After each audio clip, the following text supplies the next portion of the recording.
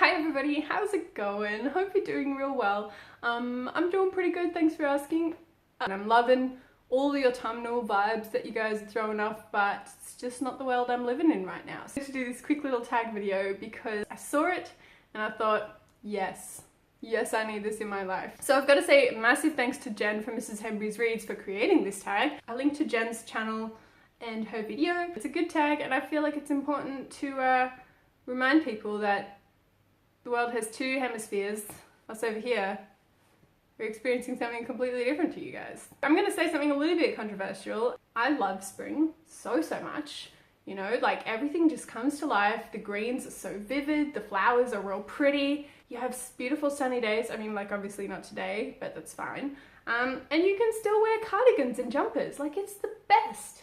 It's the best time of year. Plus, did I mention the pretty flowers? Love me some flowers. So I'm all about this tag. And I love how Jen has made them really diverse. So just about anyone from any country in anywhere can do this. It also means that because I am, you know, white middle class lady, some of the questions just don't apply to me, and that is cool. So let's get into them. I love these questions, they're great. Number one, where are you from? I am originally from Lake Macquarie, which looks like this and this and this. But now I live in Melbourne, which looks like this, this, and this.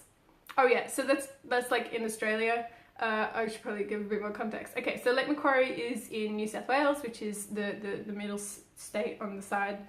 And then Melbourne is in Victoria, which is down the bottom. Question number two, a book written by an author from your country. So I've chosen two books for this. The first one is The Arrival by Shaun Tan. You guys know this book. If you don't, where have you been? He usually writes silent picture books, which means that there's no words.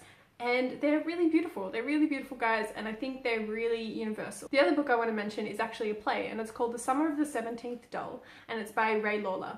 This for me is like iconic Australian, like proper Australia, you know, like without any of the vowels. Summer of the 17th Doll is one of the plays that has defined myself and my identity and how I make decisions and just my outlook on life. Yeah. It's a really powerful read. Question number three, a classic children's book from your country. I had to go with Snugglepot and Cuddlepie by May Gibbs. This is one of the most iconic Australian produced things ever. She's on like tea towels and mugs and calendars and books, and just she's everywhere. She takes Australian native plants and she kind of imagines them fitting. I'll just put in a picture. You guys, this is what she does. It's really awesome. A book from your country that you were forced to study at school. There were two books that came to mind for me when I was thinking about this, and when I was looking them up, I realized they were both from the same author. Number one is, I vividly remember studying Came Back to Show You I Could Fly in like, I'm not 100% sure exactly when I studied this, but I just remember having to be like forcing myself to read it and not really connecting with the book at all. It is one that I want to go revisit because whenever I'm forced to read a book, I hate it. Hate it no matter what it is. The second book I have for this category is Hating Alison Ashley, which I think is just such an iconic Australian story. It's been turned into a movie, and the movie had that singer Delta Goodrum in it.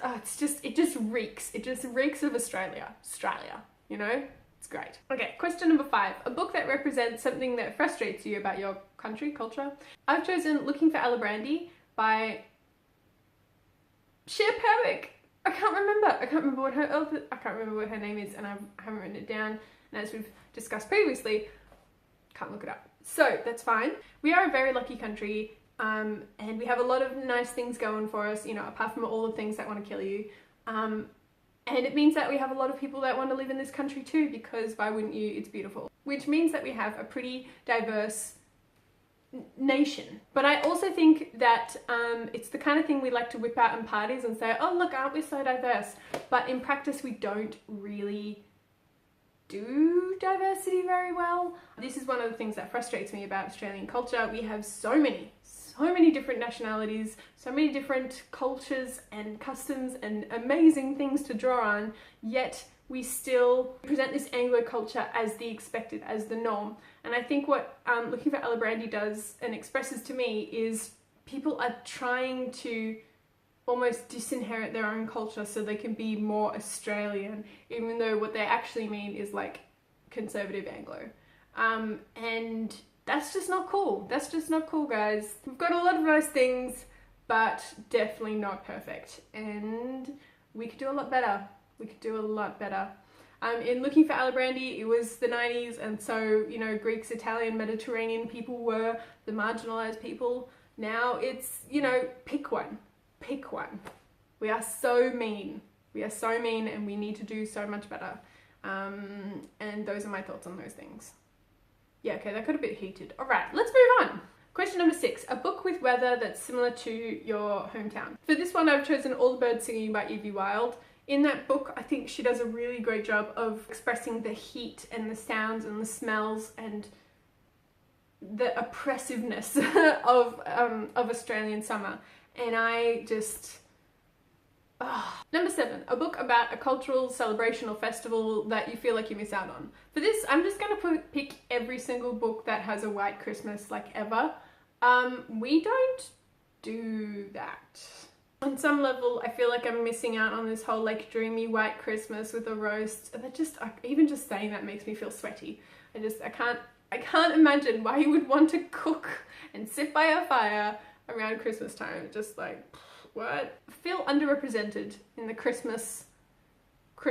Southern Christmas experience. I'm skipping number 8 because it doesn't really apply to me, but check down the doobie-doo for all the questions. Number 9, a book depicting a cultural celebration that you do love from your country. So for this, I'm gonna do Everything is Teeth by Evie Wyld. In that graphic novel, she does a really great job of depicting Australian Christmas, and I thought that was really awesome. But a very close second would be It's December in Australia. I think it's by like John Williams, or like one of our dudes who sings. Anyway, this book it comes with the CD, and I got it like when I was a kid, and we play it every single year, and it has pictures, and it's the best, guys. It's just the best. I can hear it in my head now. I'm not gonna sing it for you. I'm gonna spare you that pain. So I found a link, and it's in the description box below. It is just Australian gold.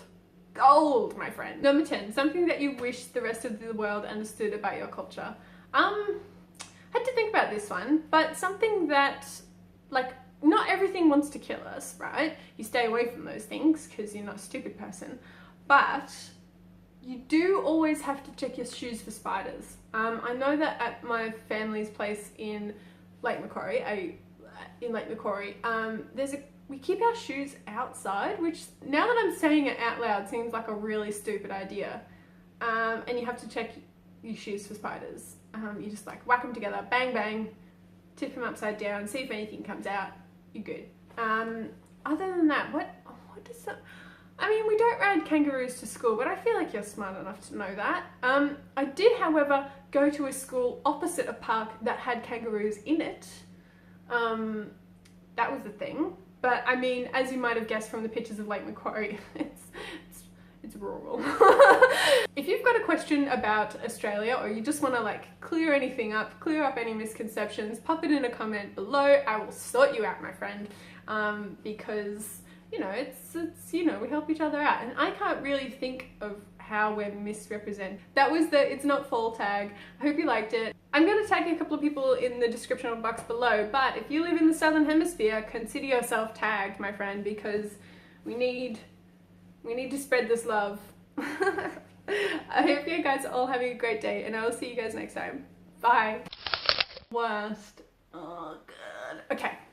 Hi everybody, thank you so much for joining me. Today we're doing a tag video. Oh my god, you already know this because you're smart human beings and you clicked on the bloody thumbnail. Ah, okay. The itchy nose continues.